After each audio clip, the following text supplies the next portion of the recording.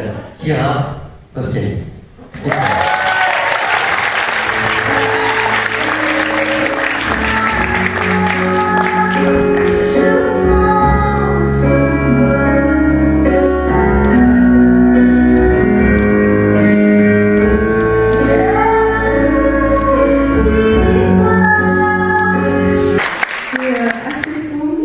Je suis pas très douée pour les discours, désolée pour ça, mais du coup merci infiniment au jury. C'est une chance incroyable, vraiment.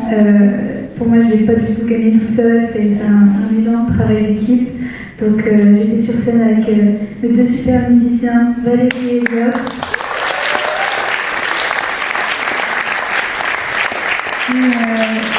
Le concours a été fait aux Cuisines, qui est une maison pour moi où on y est tout le temps pour travailler. Donc, Maud, merci infiniment.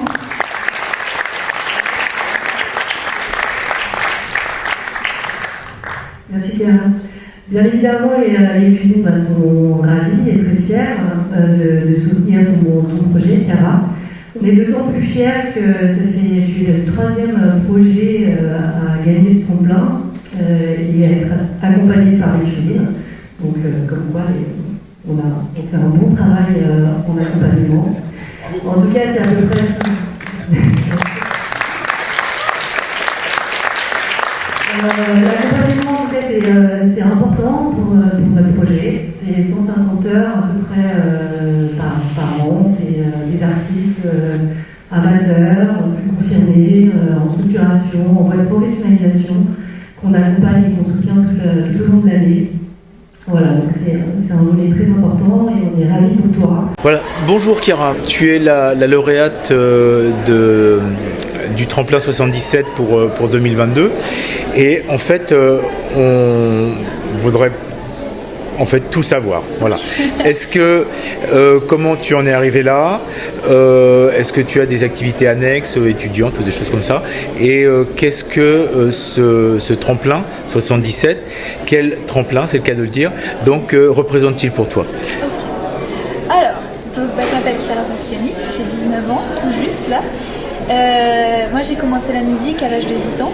J'ai commencé avec le piano, j'ai fait 4 ans de classique et après je me suis mise à la musique actuelle. Et donc j'ai commencé à accompagner dans des petits groupes dans le conservatoire de ma ville. Et après très vite j'ai eu envie de chanter. Donc je chantais déjà chez moi mais rien de vraiment concret. Et c'est en voyant les chanteuses des groupes qui osaient pas trop chanter, ça m'a un peu frustrée. Du coup je me suis dit bon je vais essayer. Et en fait dès que j'ai fait ma première scène, donc c'était en faisant des reprises, mais je me suis dit ok c'est sur scène que je veux être vraiment. Et en fait j'ai très vite commencé à écrire mes chansons à l'âge de 13-14 ans, si je me souviens bien. Paroles et musique. Paroles et musique, donc toujours accompagné de mon piano. Voilà. Ensuite, donc j'ai fait le conservatoire à Ponte Combo. Et là maintenant, du coup, depuis 2 ans, si je me trompe pas, je me forme toute seule. Enfin, j'ai des coachs, donc une coach vocale et je travaille. C'est mon instrument, donc je travaille autant que je peux. Et voilà, donc j'ai sorti mon premier EP tout en anglais, ce que j'écris essentiellement en anglais, mais pour le tremplin, j'avais des chansons en français. Donc voilà, mais vu qu'on écoute essentiellement de la musique anglo-saxonne chez moi, c'est vrai que je sais pas, c'était normal pour moi d'écrire en anglais. Donc voilà, donc j'ai. Oui, est-ce que tu as une inspiration particulière des artistes qui t'ont touché Ouais, ça a pas mal évolué, mais c'est vrai qu'au tout début, Loïc Notet me touchait énormément. Maintenant, c'est vrai que je suis très inspirée et je me renseigne énormément sur sa façon de travailler et d'écrire Taylor Swift. Donc voilà, Taylor Swift, Lorde, Lana Del Rey, Hayley Williams, FKA Twigs, enfin c'est voilà, un peu toutes ces personnalités, grosso modo. Mais ça change, en fait, je suis inspirée un peu de tout et n'importe quoi. Je peux écouter du hard rock comme de la musique classique. J'ai pas vraiment de limite pour ça. Donc j'aime bien au contraire savoir un peu ce que tout le monde fait et voir ce qui me fait vibrer vraiment. Et après moi, comment je voudrais retranscrire ça dans ma musique. D'accord. Alors, donc là, tu nous as raconté donc dans ta position actuelle. Alors, quel est ton rêve le plus fou, par exemple? Mon rêve le plus fou, ce serait de remplir, je sais pas moi, un stade ou vraiment une scène énorme, pouvoir faire une grosse tournée. Et puis, ouais, j'aime bien les gros shows, je l'avoue. Et donc ouais, en fait, au-delà de juste faire dire que j'ai fait un stade ou une grosse salle, c'est vraiment l'idée de réunir plein de personnes pour quelque chose qu'on aime tous, donc c'est juste la musique. Et donc c'est vraiment ça, l'idée de rassembler un maximum de personnes. Où trouves-tu l'inspiration pour tes textes? De ma vie. Essentiellement de moi. En fait, j'ai besoin de me baser sur quelque chose que j'ai ressenti ou que j'ai vécu. Donc sur mon premier EP, c'est vrai que je me basais sur quelque chose, mais après je mettais beaucoup de métaphores, etc.